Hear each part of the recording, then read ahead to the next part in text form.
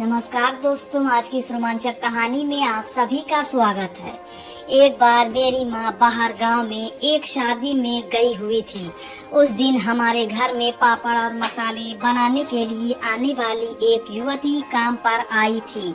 घर में कोई नहीं था, सिर्फ मैं और वह युवती ही थे। वह पापड़ पैकेट में भर रही थी और मुझे पैक करने के लिए दे रही थी। जब उसने पापड़ का पैकेट मुझे दिया तो अचानक उसके हाथ का स्पर्श मेरे हाथ से हुआ और हम दोनों एक दूसरे की आंखों में देखने लगे। वह बहुत सुंदर थी। उसके लंबे काले बाल, गोरा रंग और बड़ी बड़ी चमकदार आंखें मुझे उसकी ओर खींचने लगी। मैंने उसका वह नाजुक हाथ अपने हाथों में लिया और फिर, दोस्तों, मेरा नाम विशाल है और मैं एक कंपनी में काम करता हूँ।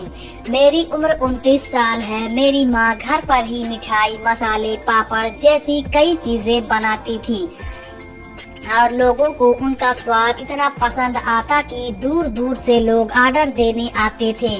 धीरे धीरे ऑर्डर इतने बढ़ गए कि माँ के लिए सब कुछ अकेले संभालना मुश्किल हो गया, क्योंकि वह सब काम खुद ही करती थी और इतनी बड़ी मात्रा में ऑर्डर पूरा करना उनके लिए असंभव था। हमारे गांव की एक बुजुर्ग औरत ने माँ को सलाह दी कि गांव में एक युवती है जिसे काम की जरूरत है और वह विधवा है। अगर चाहो तो उसे काम पर रख लो। माँ को वाकई मदद की जरूरत थी, इसलिए माँ ने उस युवती को एक दिन घर पर आने के लिए कहा ताकि वह उसे मिल सके। उस दिन रविवार था। मैं घर पर ही था और लगभग 10 बजे थे। मैं टीवी देख रहा था, तभी दरवाजे पर दस्तक हुई।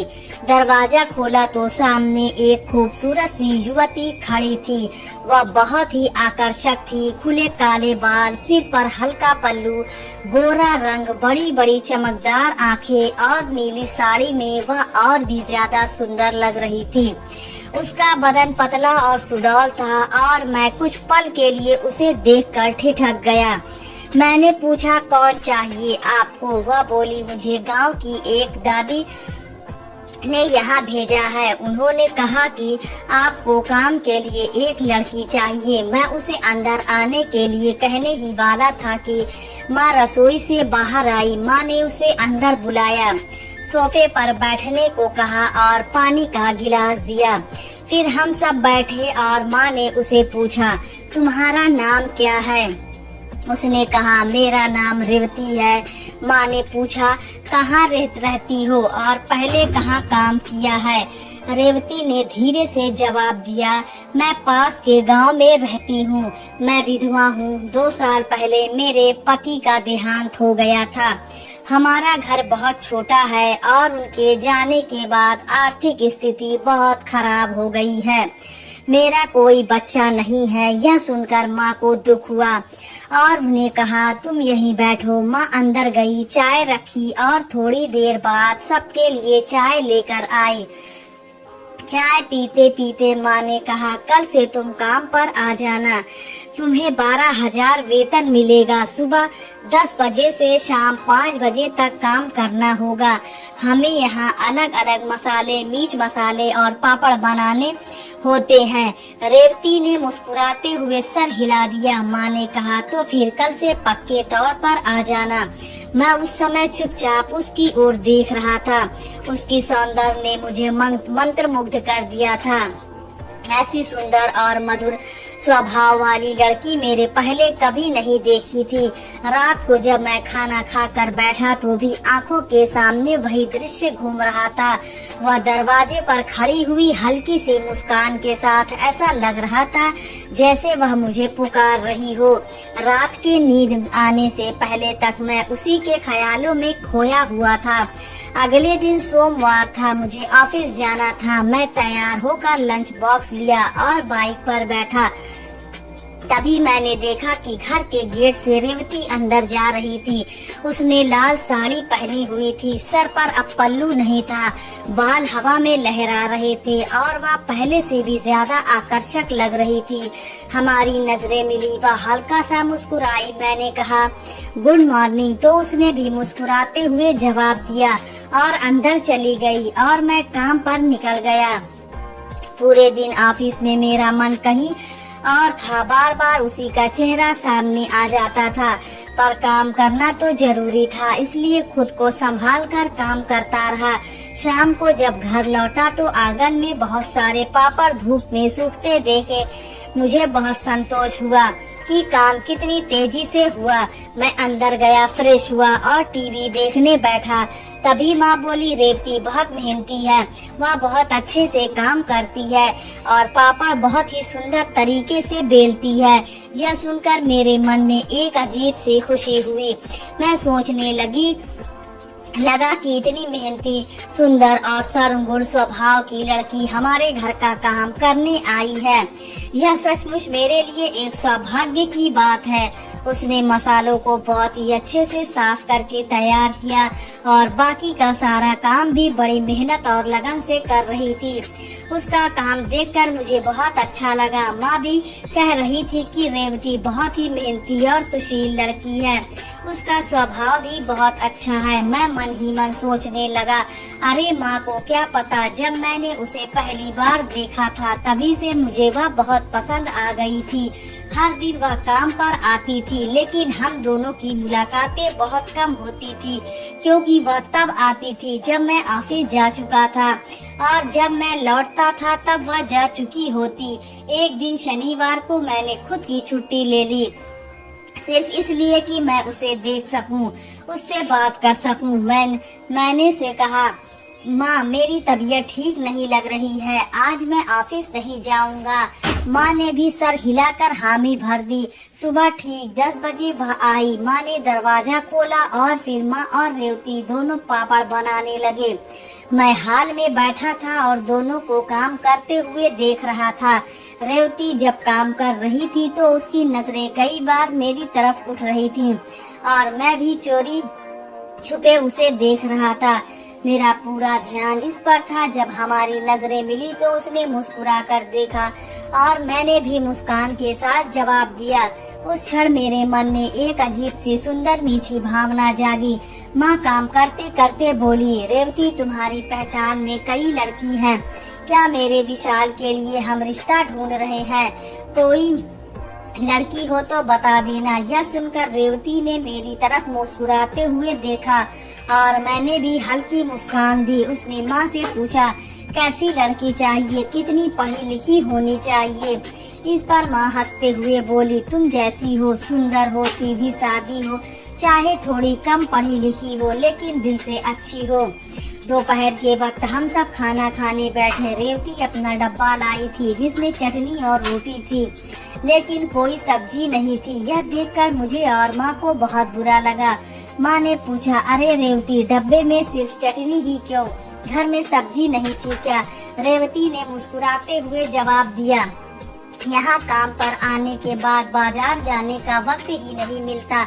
यह सुनकर माँ को उसकी स्थिति समझ आ गई। माँ ने कहा, अगली बार मेरे यहाँ से सब्जी लेकर जाना, सिर्फ चटनी और रोटी से तबीयत खराब हो जाएगी। अपना ध्यान रखा कर। मैं उस समय उसे देख रहा था। उसकी सादगी, मेहनत और सुंदरता देखकर मेरे मन में उसके लिए और भी गहरे भाव जाग उठे। कुछ देर बाद माँ और रेवती फिर से काम में लग गई। मैं अपने कमरे में जाकर बैठा था। लगभग 4 बजे रेवती चाय लेकर आई। शायद माँ ने ही उसे मुझे चाय देने को कहा था। उसने ट्रे में मेरे सामने चाय रखी। मैंने थैंक यू कहा और जब कप लेने के लिए हाथ बढ़ाया तो पहली बार उसके नाजुक हाथों का स्पर्श मेरे हाथ से हुआ। उस हल्के से स्पर्श ने मेरे पूरे शरीर में जैसे बिजली सी दौड़ा दी। मैंने उसकी तरफ देखा, वह शर्मा गई, हल्का सा मुस्कुराई और पलकें झुका ली। तभी उसका आंचल पलंग के कोने में फंस गया। वह बोली, आंचल छोड़िए। मैं हंसकर बोला, मैंने नहीं पकड़ा, तुम्हारा आंचल पलंग में फंस गया है। उसने धीरे से आंचल छुड़ाया, हल्की मुस्कान दी और सारी कहकर वापस हाल में चली गई और माँ के साथ काम करने लगी। मैं दरवाजे से खड़ा होकर उसे देख रहा था। उसने भी एक बार पीछे मुड़कर मेरी तरफ देखा और वहाँ एक नजर में बहुत कुछ कह दिया। उन छोटी छोटी नजरों और मुस्कानों के बीच एक अनकहा रिश्ता बनने लगा। अगले दिन रविवार था, वही सब फिर दोहराया गया। नजरें मिली, मुस्कान बिखरी और हमारे बीच का अपनापन और भी गहरा होता गया। देखते देखते 1 महीना बीत गया। माँ के मसाले और पापड़ों की बिक्री बहुत बढ़ गई थी और पैसे भी अच्छे मिल रहे थे। माँ बहुत खुश थी। रेवती अब सिर्फ मसाले और पापड़ ही नहीं बनाती थी, बल्कि घर के छोटे मोटे काम में भी हाथ बटाती थी। माँ को लगता था कि उसे कम पैसे दिए जा रहे हैं, इसलिए उन्होंने उसका वेतन 3,000 बढ़ाकर 15,000 कर दिया।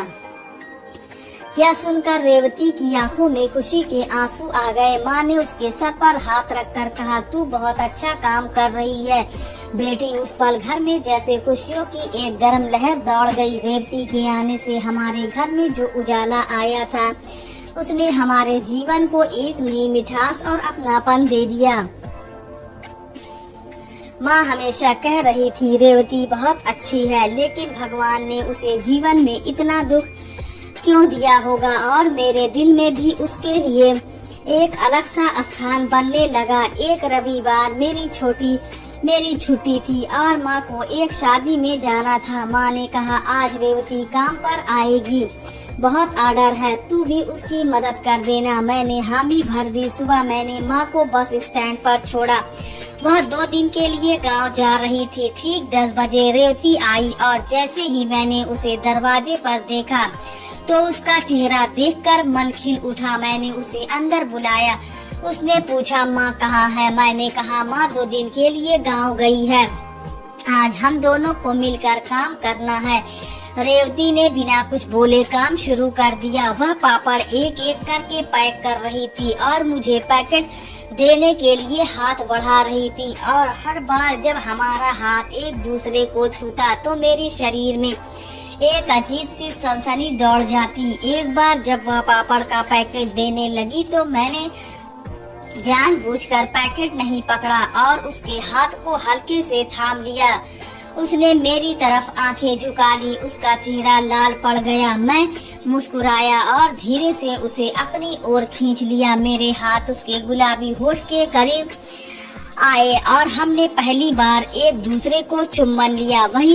वह भी झिझकते हुए मेरे होठों का चुम्बन लेने लगी। उस पल जैसे वक्त थम सा गया था। हम दोनों एक दूसरे की बाहों में समा गए थे। हमारे दिल एक साथ धड़क रहे थे और उस आलिंगन में एक अजीब सी मीठी गर्माहट थी जो हमारे दिल में उतर रही थी।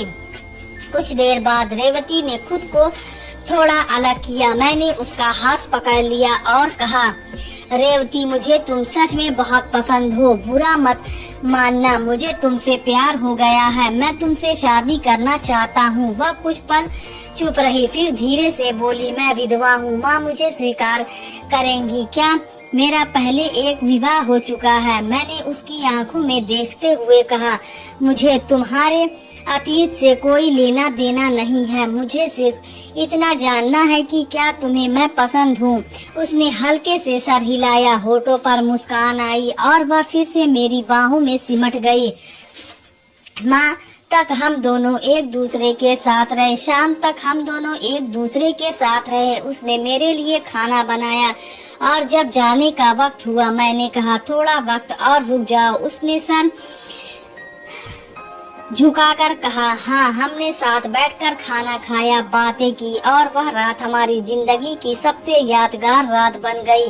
हमने एक दूसरे से अपने दिल की सारी बातें कही, एक दूसरे को महसूस किया और प्यार का रिश्ता और गहरा हो गया कि कुछ दिनों बाद मैंने ठान लिया कि अब माँ को सब सच बता देना चाहिए, क्योंकि अब हमारा रिश्ता सिर्फ भावनाओं का नहीं बल्कि जीवन का हिस्सा बन चुका था।